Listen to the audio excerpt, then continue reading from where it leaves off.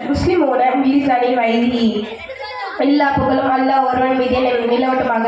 நபிகள் நாயகம், நற்குணத்தின் நாயகம், கண்மணி நாயகம் ஸல்லல்லாஹு அலைஹி வஸல்லம் அவர்கள் மீதும் அவர்களின் தோழர்கள் மீதும் நாதாக்கள் நல்லோர்கள் அனைவரின் மீதும் குறிப்பாக இந்த நிகழ்ச்சியில் கூடியிருக்கும் நம் அனைவரின் மீதும் அல்லாஹ்வின் அருள் நின்று நிலவட்டுமாக. எனக்கு இங்க பேச வாய்ப்பளித்த எனது அஸ்ரத்தவர்களுக்கும் ஜமாத்தார்களுக்கும் சலாத்தை கூறி எனது சிறிய உரையை துவங்குகிறேன். அஸ்ஸலாமு அலைக்கும் வரஹ்மத்துல்லாஹி தஆலா வபரகாத்துஹு.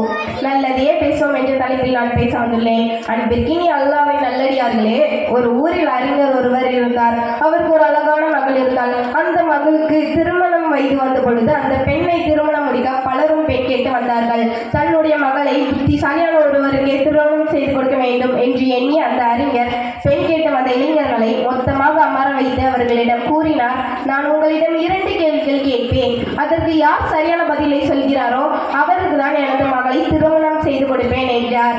பெண் கேட்டு வந்த இளைஞர்களுக்கு இது சற்று வித்தியாசமாக இருந்தாலும் அந்த பேரழகான பெண்ணை எப்படியாவது திருமணம் செய்துவிட வேண்டும் என்று போட்டிக்கு சம்மதித்தார்கள்.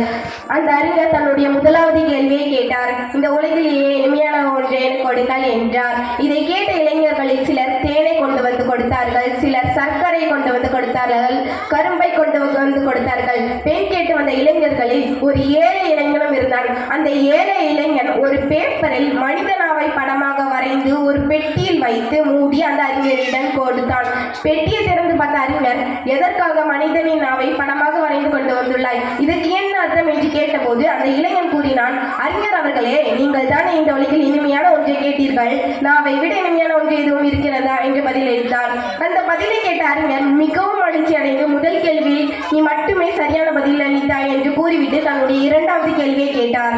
இந்த உலகிலேயே கசப்பான பொருள் எது என்று கேட்டார்.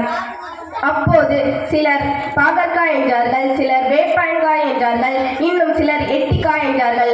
அப்போதும் அந்த ஏழை இளைஞன் ஒரு பேப்பரில் மனிதனின் நாவை படமாக வரைந்து ஒரு பெட்டியில் வைத்து மூடி அந்த அறிஞரிடம் கொடுத்தான். பெட்டியை திறந்து பார்த்த அறிஞர், என்ன விளையாடுகிறாயா, இதற்கும் மனிதனின் நாவை படமாக வரைந்து கொண்டு வந்துள்ளாய், இதற்கு என்ன அர்த்தம் என்று கேட்டபோது அந்த இளைஞன் கூறினான், ஒரு மனிதன் தீய சொற்களை பேசும்போது நாவை விட கசப்பான பொருள் எதுவும் இருக்கிறதா, தீய சொற்களை ஒரு மனிதன் பேசும்போது மகிழ்ச்சியாக இருப்பவனும் கவலையாகி விடுகிறான், நட்பாக இருப்பவனும் எதிரியாகி விடுகிறான். இந்த பதிலை கேட்ட அறிஞர் அந்த இளைஞரின் அறிவை கண்டு வியந்து போய் தன்னுடைய மகளை அவருக்கு திருமணம் செய்து கொடுத்தார். அன்பிற்கினி அல்லாஹ்வின் நல்லடியார்களே, நாவு என்பது அற்புதமான உறுப்பு. சொர்க்கத்தின் திறவுகோலும் அதுதான், நரகத்தின் வாசலும் அதுதான். ஒரு மனிதன் தனது நாவை பயன்படுத்தும் விதத்தை வைத்தே அவனது குணங்களை மதிப்பிட முடியும்.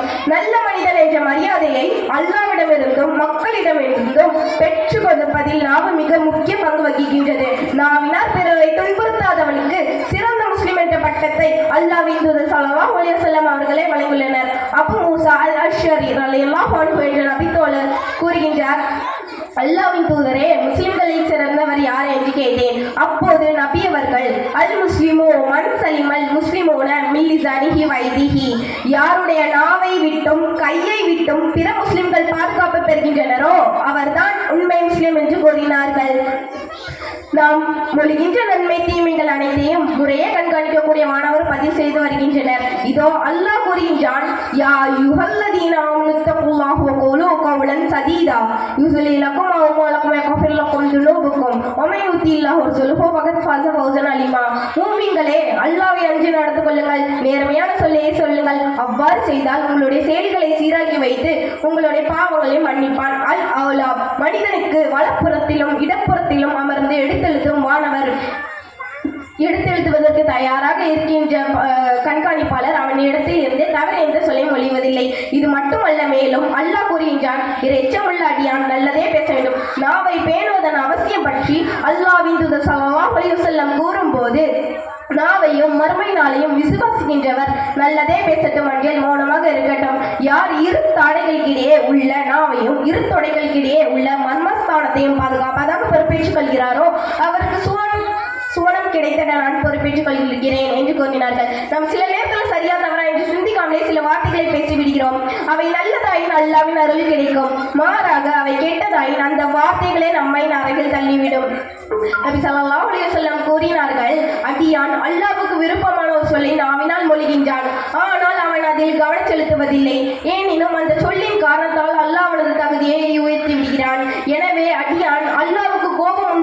சொல்லக்கூடிய ஒரு சொல்லை அலட்சியமாக சொல்லிவிடுகிறான். அச்சொல்லை அவனை நரகில் தள்ளிவிடுகிறது.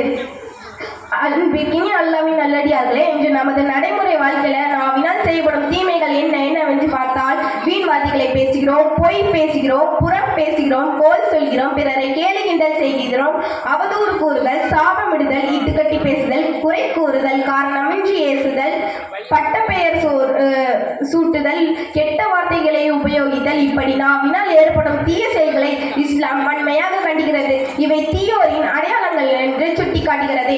எனவே இவற்றை விட்டும் நம் நாவை காத்துக்கொள்ள வேண்டும். இஸ்லாம் சுட்டிக்காட்டும் பண்புகளான நல்லவற்றை பேசுதல், உண்மை உரைத்தல், மென்மையாக பேசுதல், சலாமை பரப்புதல், சலவாத்து சொல்லுதல், நேரடியாகவும் தெளிவாகவும் பேசுதல், சத்தியத்தை போதித்தல், நன்மையை ஏவி தீமையை தடுத்தல் போன்ற அனைத்து நல்லோரின் திருவள்ளுவர் கூட கூறும்போது இப்படி கூறினார். அனைவருக்கும் தெரிந்த ஒரு குறள், இனிய உளவாக இன்னாத குறள், கனி இருப்ப காய் கவர்ந்ததற்று. இனிய சொற்கள் இருக்கும்போது அவற்றை விட்டு கடுமையான சொற்களை பயன்படுத்துதல், கனிகள் இருக்கும்போது அவற்றை விட்டு காய்களை பறிப்பதை போன்றது.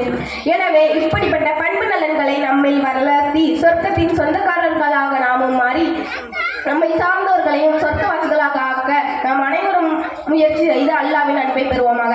அஸ்ஸலாமு அலைக்கும் வரஹ்மத்துல்லாஹி தஆலா வபரகாத்துஹு.